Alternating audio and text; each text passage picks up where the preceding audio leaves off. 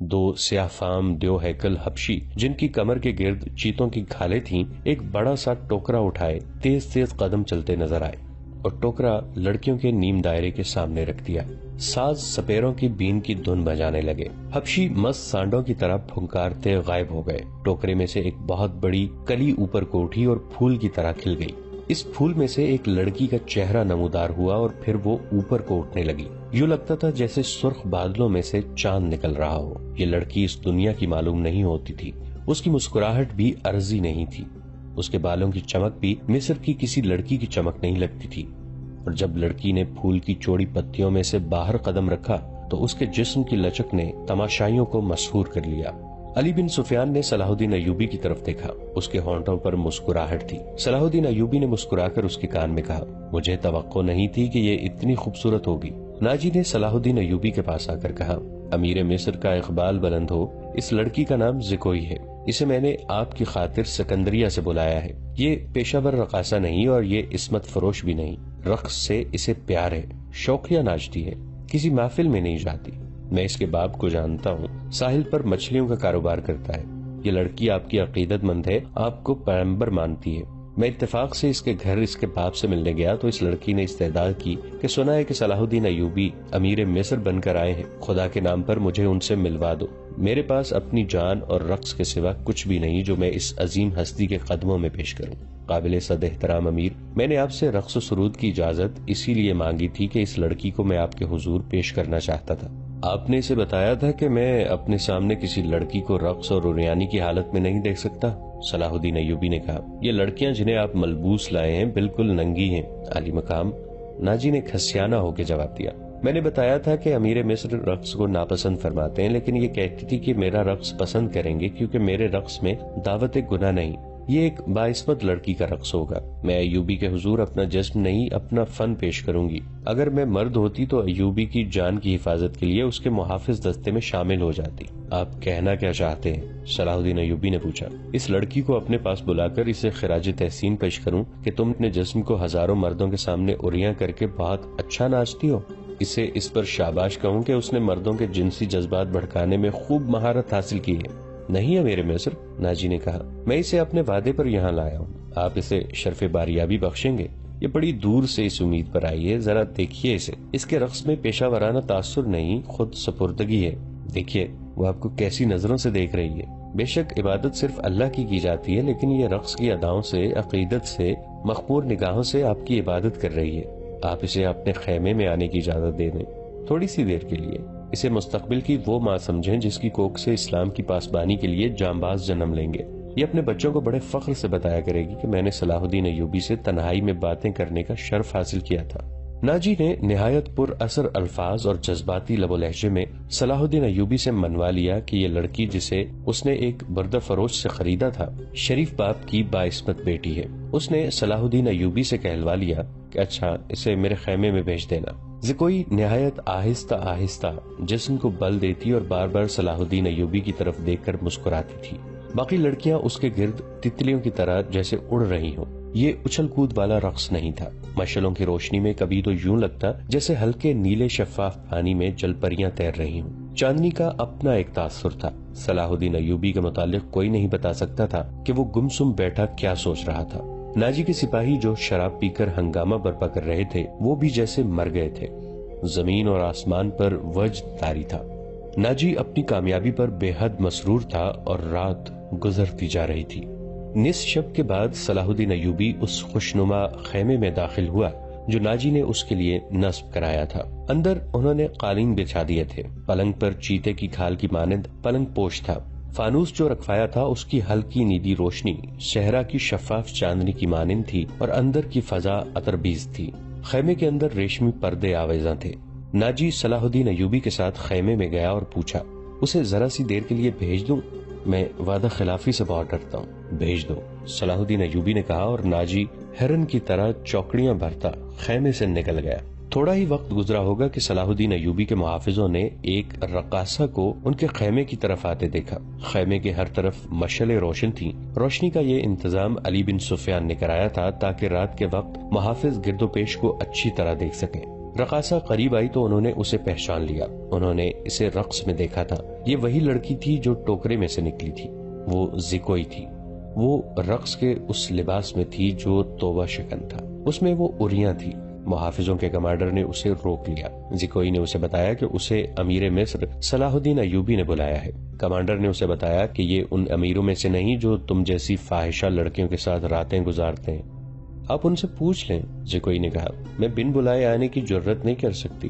ان کا بلاوا تمہیں کس طرح ملا تھا؟ کمانڈر نے پوچھا. سالار ناجی نے کہا ہے کہ تمہیں امیر مصر بلاتے ہیں. زکوئی نے کہا. آپ کہتے ہیں تو میں واپس چلی جاتی ہوں. امیر نے جواب طلبی کی تو خود بھگت لینا. کمانڈر تسلیم نہیں کر سکتا تھا کہ صلاح الدین ایوبی نے اپنی خوابگاہ میں ایک رقاصہ کو بلوایا ہے. وہ ایوبی کے کردار سے واقف تھا. اس کے اس حکم سے بھی واقف تھا کہ ناچنے گانے والیوں سے تعلق رکھنے والے کو 100 درے لگائے جائیں گے. کمانڈر شش و پنج میں پڑ گیا. سوچ سوچ کر اس نے جرت کی اور صلاح الدین ایوبی کے خیمے میں چلا گیا. ایوبی اندر ٹہل رہے تھے. کمانڈر نے ڈرتے ڈرتے کہا کہ باہر ایک رقاصہ کھڑی ہے, کہتی ہے کہ حضور نے اسے بلوایا ہے. صلاح الدین ایوبی نے کہا. اسے اندر بھیج دو. کمانڈر باہر نکلا اور زکوئی کو اندر بھیج دیا. محافظوں کی توقع تھی کہ ان کا امیر اور سالار اعظم اس لڑکی کو باہر نکال دے گا. وہ سب اس کی گرجدار آواز سننے کے لیے تیار ہو گئے, مگر انہیں ایسی کوئی آواز نہ سنائی دی. رات گزرتی جا رہی تھی. اندر سے دھیمی دھیمی باتوں کی آوازیں سنائی دینے لگی. محافظ دستے کا کمانڈر بے قراری کے عالم میں ادھر ادھر ٹہلنے لگا. ایک محافظ نے اسے کہا. کیا یہ حکم صرف ہمارے لیے ہے کہ کسی فاحشہ کے ساتھ تعلق رکھنا جرم ہے؟ ہاں, اس نے جواب دیا. حکم صرف ماتحتوں کے لیے اور قانون صرف رعایا کے لیے ہوتے ہیں. امیر مصر کو درے نہیں لگائے جا سکتے. بادشاہوں کا کوئی کردار نہیں ہوتا. کمانڈر نے جل کر کہا. صلاح الدین ایوبی شراب بھی پیتا ہوگا. ہم پر جھوٹی پارسائی کا روب جماتا ہے. ان کی نگاہوں میں صلاح الدین ایوبی کا جو بت تھا وہ ٹوٹ پھوٹ گیا. اس بت میں سے ایک عربی شہزادہ نکلا جو عیاش اور بدکار تھا اور پارسائی کے پردے میں گناہ کا مرتکب ہو رہا تھا. دوسری طرف ناجی بہت خوش تھا. صلاح الدین ایوبی کی خوشنودی کے لیے اس نے شراب سونگھی بھی نہیں تھی. وہ اپنے خیمے میں بیٹھا مسرت سے جھوم رہا تھا. اس کے سامنے اس کا نائب سالار ادرش بیٹھا تھا. اس نے ناجی سے کہا. اسے گئے بہت وقت گزر گیا ہے. معلوم ہوتا ہے ہمارا تیر صلاح الدین ایوبی کے دل میں اتر گیا ہے. میرا تیر خطا کب گیا تھا؟ ناجی نے قہقہہ لگا کر کہا. اگر یہ تیر خطا جاتا تو فوراً یہیں لوٹ کے ہمارے پاس آ جاتا. تم ٹھیک کہتے تھے, ادرش نے کہا. زکوئی انسان کے روپ میں طلسم ہے. معلوم ہوتا ہے یہ لڑکی حشیشین کے ساتھ رہی ہے, ورنہ صلاح الدین ایوبی جیسا بت کبھی نہ توڑ سکتی. میں نے اسے جو سبق دیے تھے وہ حشیشین کے کبھی وہم و گمان میں بھی نہیں آئے ہوں گے, ناجی نے کہا. اب صلاح الدین ایوبی کے حلق سے شراب اتارنی رہ گئی ہے. ناجی کو باہر قدموں کی آہٹ سنائی دی. وہ دوڑ کر باہر گیا. وہ زکوئی نہیں تھی, کوئی سپاہی جا رہا تھا. ناجی نے دور سے صلاح الدین ایوبی کے خیمے کی طرف دیکھا. پردے گرے ہوئے تھے اور باہر محافظ کھڑے تھے. اس نے اندر جا کر ادرش سے کہا. اب میں یقین سے کہہ سکتا ہوں کہ میری زکوئی نے بت توڑ ڈالا ہے. رات کا آخری پہر تھا جب زکوئی صلاح الدین ایوبی کے خیمے سے نکلی. ناجی کے خیمے میں جانے کے بجائے وہ دوسری طرف چلی گئی. راستے میں ایک آدمی کھڑا تھا جس کا جسم سر سے پاؤں تک ایک ہی لبادے میں ڈھکا ہوا تھا. اس نے دھیمی سی آواز میں زکوئی کو پکارا. وہ اس آدمی کے پاس چلی گئی. وہ آدمی اسے ایک خیمے میں لے گیا. بہت دیر بعد وہ اس خیمے سے نکلی اور ناجی کے خیمے کا رخ کر لیا. ناجی اس وقت تک جاگ رہا تھا اور کئی بار باہر نکل کر صلاح الدین ایوبی کے خیمے کو دیکھ چکا تھا کہ زکوئی نے صلاح الدین ایوبی کو پھانس لیا ہے اور اسے آسمان کی بلندیوں سے گھسیٹ کر ناجی کی ذہنیت کی پستیوں میں لے آئی ہے. ادرش, اس نے کہا. رات تو گزر گئی ہے, وہ ابھی تک آئی نہیں. وہ اب آئے گی بھی نہیں, ادرش نے کہا. امیر مصر اسے اپنے ساتھ لے جائے گا. ایسے ہیرے کوئی شہزادہ واپس نہیں کیا کرتا. تم نے اس پر بھی غور کیا ہے؟ نہیں, ناجی نے کہا. میں نے اپنی چال کا یہ پہلو تو سوچا ہی نہیں تھا. کیا یہ نہیں ہو سکتا کہ امیر مصر زکوئی کے ساتھ باقاعدہ شادی کر لے؟ ادرش نے کہا. اس صورت میں یہ خطرہ ہے کہ لڑکی ہمارے کام کی نہیں رہے گی. وہ ہے تو ہوشیار, ناجی نے کہا. مگر رقاصہ کا کیا بھروسہ؟ وہ رقاصہ کی بیٹی ہے اور تجربہ کار پیشہ ور ہے, دھوکہ دے سکتی ہے. وہ گہری سوچ میں کھویا ہوا تھا کہ زکوئی اس کے خیمے میں داخل ہوئی. اس نے ہنس کر کہا. اپنے امیر کے جسم کا وزن کرو اور لاؤ اتنا سونا. آپ نے میرا یہی انعام مقرر کیا تھا نا؟ پہلے بتاؤ ہوا کیا ہے؟ ناجی نے بےتابی سے پوچھا. جو آپ چاہتے تھے, زکوئی نے جواب دیا. آپ کو یہ کس نے بتایا ہے کہ صلاح الدین ایوبی پتھر ہے, فولاد ہے اور وہ مسلمانوں کے اللہ کا سایہ ہے؟ اس نے زمین پر پاؤں کا ٹھڈا مار کر کہا. وہ اس ریت سے زیادہ بے بس ہے جسے ہوا کے ہلکے ہلکے جھونکے اڑاتے پھرتے ہیں۔ تمہارے حسن کے جادو اور زبان کے طلسم نے اسے ریت بنایا ہے، ادرش نے کہا، ورنہ یہ کمبخت چٹان تھا۔ ہاں چٹان تھا، زکوئی نے کہا، اب ریتلا ٹیلا بھی نہیں۔ میرے متعلق کوئی بات ہوئی تھی؟ ناجی نے پوچھا۔ ہاں، زکوئی نے جواب دیا، پوچھتا تھا کہ ناجی کیسا آدمی ہے۔ میں نے جواب دیا کہ مصر میں اگر آپ کسی پر اعتماد کرنا چاہیں تو وہ صرف ناجی ہی ہے۔ اس نے پوچھا کہ تم اسے کس طرح جانتی ہو؟ میں نے کہا کہ وہ میرے باپ کے گہرے دوست ہیں، ہمارے گھر گئے تھے اور میرے باپ سے کہتے تھے کہ میں صلاح الدین ایوبی کا غلام ہوں، مجھے سمندر میں کودنے کا حکم دیں گے تو کود جاؤں گا۔ پھر اس نے مجھ سے پوچھا کہ باعصمت لڑکی ہو؟ میں نے کہا آپ کی لونڈی ہوں، آپ کا ہر حکم سر آنکھوں پر۔ کہنے لگا کچھ دیر میرے پاس بیٹھو۔ میں اس کے پاس بیٹھ گئی، پھر وہ اگر پتھر تھا تو موم ہو گیا اور میں نے موم کو اپنے سانچے میں ڈال لیا۔ اس سے رخصت ہونے لگی تو اس نے مجھ سے معافی مانگی، کہنے لگا میں نے زندگی میں پہلا گناہ کیا ہے۔ میں نے کہا یہ گناہ نہیں، آپ نے میرے ساتھ دھوکہ نہیں کیا، زبردستی نہیں کی، مجھے بادشاہوں کی طرح حکم دے کر نہیں بلایا، میں خود آئی تھی، پھر بھی آؤں گی۔ لڑکی نے ہر ایک بات اس طرح کھل کر سنائی جس طرح اس کا جسم اڑیا تھا۔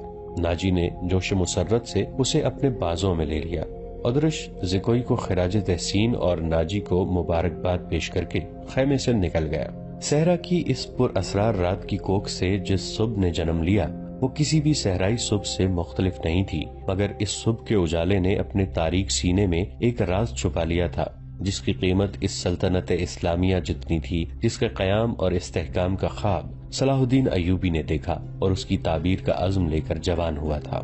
گزشتہ رات اس صحرا میں جو واقعہ ہوا اس کے دو پہلو تھے، ایک پہلو سے ناجی اور ادرش واقف تھے، دوسرے پہلو سے صلاح الدین ایوبی کا محافظ دستہ واقف تھا، اور صلاح الدین ایوبی، اس کا سراغ رساں اور جاسوس علی بن سفیان اور زکوئی، تین ایسے افراد تھے جو اس واقعے کے دونوں پہلوؤں سے واقف تھے۔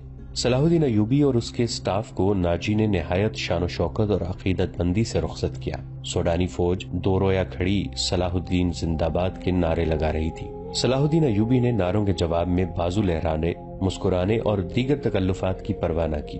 ناجی سے ہاتھ ملایا، اپنے گھوڑے کو ایڑ لگا دی، ان کے پیچھے ان کے محافظوں اور دیگر سٹاف کو بھی گھوڑے دوڑانے پڑے۔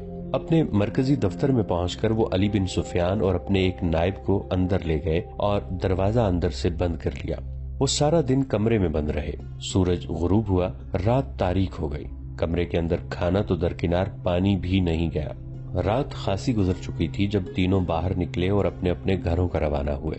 علی بن سفیان ان سے الگ ہوا تو محافظوں کے دستے کے کمانڈر نے انہیں روک لیا اور کہا، محترم، ہمارا فرض ہے کہ حکم مانے اور زبانیں بند رکھیں، لیکن میرے دستے میں ایک مایوسی اور بے اطمینانی پیدا ہو گئی ہے، خود میں بھی اس کا شکار ہو رہا ہوں۔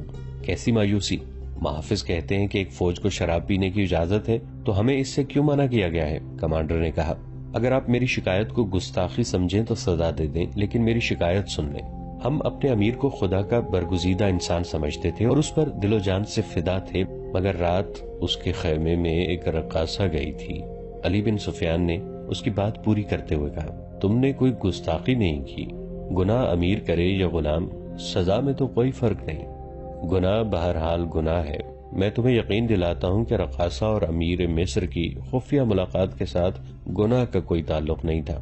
یہ کیا تھا ابھی نہیں بتاؤں گا، آہستہ آہستہ وقت گزرنے کے ساتھ ساتھ تم کو سب معلوم ہو جائے گا کہ رات کیا ہوا تھا۔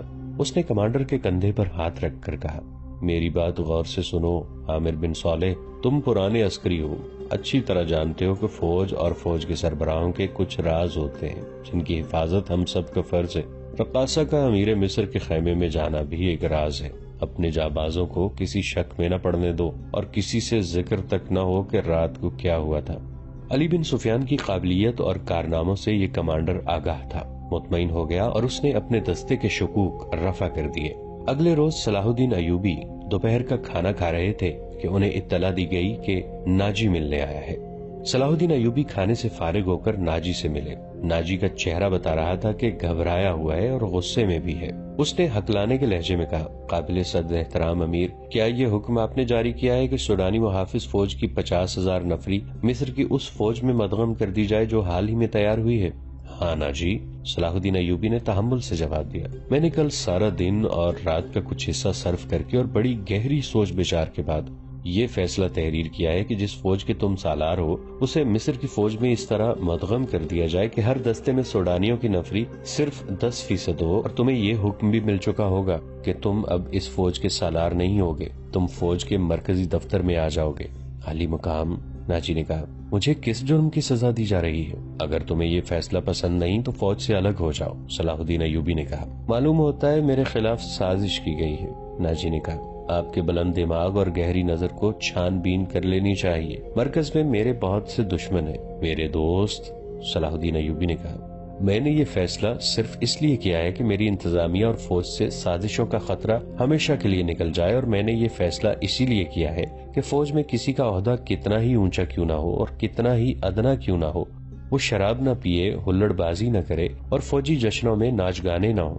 لیکن عالی جا، ناجی نے کہا، میں نے حضور سے اجازت لے لی تھی، اور میں نے شراب اور ناچ گانے کی اجازت صرف اس لیے دی تھی کہ اس فوج کو اس کی اصل حالت میں دیکھ سکوں جسے تم ملت اسلامیہ کی فوج کہتے ہو۔ میں 50,000 نفری کو برطرف نہیں کر سکتا، مصری فوج میں اسے مدغم کر کے اس کے کردار کو سدھار دوں گا۔ اور یہ بھی سن لو کہ ہم میں کوئی مصری، سوڈانی، شامی اور عجمی نہیں ہے، ہم مسلمان ہیں، ہمارا جھنڈا ایک اور مذہب ایک ہے۔ امیر عالی مرتبت نے یہ تو سوچا ہوتا کہ میری حیثیت کیا رہ جائے گی جس کے تم اہل ہو، صلاح الدین ایوبی نے کہا۔ اپنے ماضی پر خود ہی نگاہ ڈالو، ضروری نہیں کہ اپنے کارستانیوں کی داستان مجھ سے سنو، فوراً واپس جاؤ، اپنی فوج کی نفری، سامان، جانوروں، سامان خورد و نوش وغیرہ کے کاغذات تیار کر کے میرے نائب کے حوالے کر دو۔ 7 دن کے اندر اندر میرے حکم کی تعمیل مکمل ہو جائے۔ ناجی نے کچھ کہنا چاہا لیکن صلاح الدین ایوبی ملاقات کے کمرے سے نکل گئے۔ ناظرین، آج کی قسط میں اتنا ہی۔ آپ سے ملاقات ہوگی اسی ویڈیو کے تسلسل کے ساتھ نئی قسط میں۔ اگر آپ ہماری نئی آنے والی ویڈیو سے باخبر رہنا چاہتے ہیں تو ہمارے اس چینل کو سبسکرائب کر کے نیچے موجود بیل آئیکن کو ضرور کلک کیجیے گا۔ دعا ہے کہ اللہ رب العزت آپ کو اپنی حفظ و امان میں رکھے۔ ہمارا اور آپ کا اللہ نگہبان۔